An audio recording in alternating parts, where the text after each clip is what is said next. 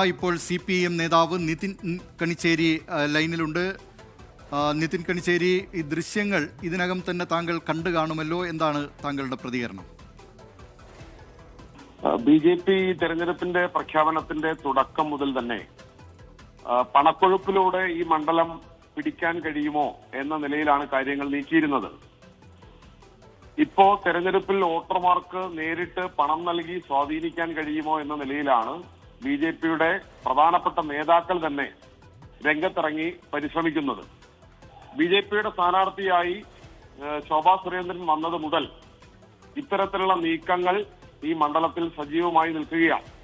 BJPയുടെ പ്രധാന നേതാക്കളും പ്രവർത്തകരുമെല്ലാം രാഷ്ട്രീയമായി തങ്ങൾക്ക് വോട്ട് ചെയ്യുക അല്ലെങ്കിൽ ആളുകളെ വോട്ടർമാരെ സ്വാധീനിക്കുന്നതിന് വേണ്ടി എത്ര പണം വേണമെങ്കിലും മുടക്കാനും അത് നേരിട്ട് തന്നെ കൊണ്ട് നൽകുന്നതിന് വേണ്ടിയിട്ടുള്ള നിലപാടാണ്. ഇത് തിരഞ്ഞെടുപ്പുകളുടെ നഗ്നമായ ഒരു ശരിയായ രൂപത്തിൽ നടക്കേണ്ട തിരഞ്ഞെടുപ്പുകളുടെ എല്ലാ ചട്ടങ്ങളുടെയും ലംഘനമാണ്.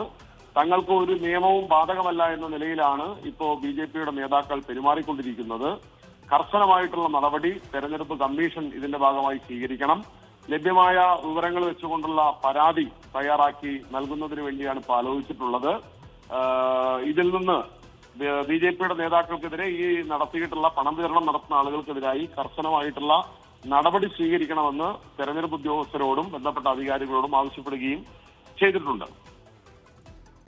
പ്രതികരിച്ചത് CPM നേതാവ് നിതിൻ കണിച്ചേരിയാണ്.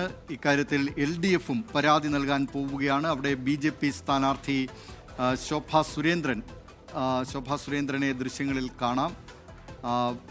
വോട്ടിന് നോട്ട് എന്ന ആരോപണമാണ് UDF പ്രവർത്തകരുടെ ഭാഗത്ത് നിന്ന് ഉണ്ടായിരിക്കുന്നത്. പാലക്കാട്ട് BJP വോട്ടിന് നോട്ട് നൽകുന്നു എന്ന ആരോപണമാണ്. പണം വിതരണം ചെയ്യുന്ന ദൃശ്യങ്ങൾ UDF പ്രവർത്തകർ പകർത്തുകയും അതുമായി ബന്ധപ്പെട്ടുള്ള വാക്കേറ്റമാണ് ശോഭാ സുരേന്ദ്രൻ, NDA സ്ഥാനാർത്ഥി ശോഭാ സുരേന്ദ്രനും UDF പ്രവർത്തകരും തമ്മിൽ നടത്തുന്നത്.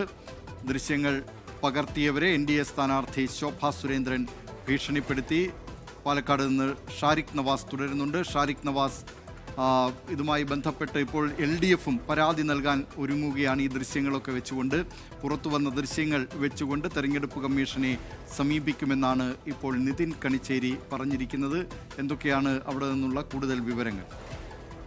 ദിലീപ് കുമാർ, ഈ വിഷയത്തിൽ അതായത് കഴിഞ്ഞ ദിവസങ്ങളിൽ തന്നെ കോൺഗ്രസ് പ്രവർത്തകർ ഇത്തരത്തിൽ ആരോപണം ഉന്നയിച്ചിരുന്നു. കണ്ണാടി അതുപോലെ തന്നെ മാത്തൂർ പഞ്ചായത്തുകളിൽ വ്യാപകമായി BJP അതുപോലെ തന്നെ NDA സ്ഥാനാർത്ഥിയായ ശോഭാ സുരേന്ദ്രനും സംഘവും പണം നൽകുന്നുണ്ട്, അതുപോലെ തന്നെ സാരി ഉൾപ്പെടെ വിതരണം ചെയ്യുന്നുണ്ടെന്നുള്ള ആരോപണങ്ങൾ ഉന്നയിച്ചിരുന്നു. എന്നാൽ ഇവരുടെ പക്കലിൽ ഇതിന് ആധികാരികമായ തെളിവുകളോ മറ്റു വീഡിയോ ദൃശ്യങ്ങളോ ഒന്നും ഉണ്ടായിരുന്നില്ല.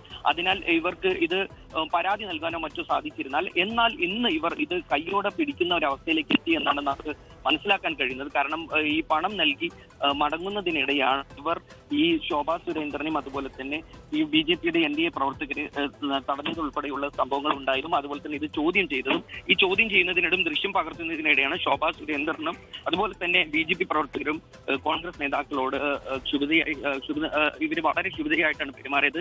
ദൃശ്യങ്ങൾ പകർത്തിയാൽ കരക്കുറ്റി അടിച്ചു പൊട്ടിക്കുമെന്നുൾപ്പെടെയുള്ള ഭീഷണി ഇവർ മുഴക്കുന്നു. ഇത്തരത്തിൽ ഇപ്പോൾ നമുക്ക് നമ്മൾ ഈ കണ്ണാടി പഞ്ചായത്തിൽ എത്തിച്ചേരുന്നുണ്ട്. ഇവരുമായി ഇപ്പോൾ അല്പസമയത്തിനകം നമുക്കിത് ഈ പ്രതികരണം ലഭ്യമാകും. ദിലീപ് കുമാർ, നമ്മൾ അതിലേക്ക് ചേരുകയാണ്. KSUവിന്റെ ജില്ലാ പ്രസിഡന്റ് ഉൾപ്പെടെയുള്ള ആളുകൾ ഇവിടെ എത്തിച്ചേർന്നിട്ടുണ്ട്. അല്പസമയത്തിനകം ഇവരുടെ പ്രതികരണത്തിലേക്ക് നമുക്ക് എത്തിക്കാം.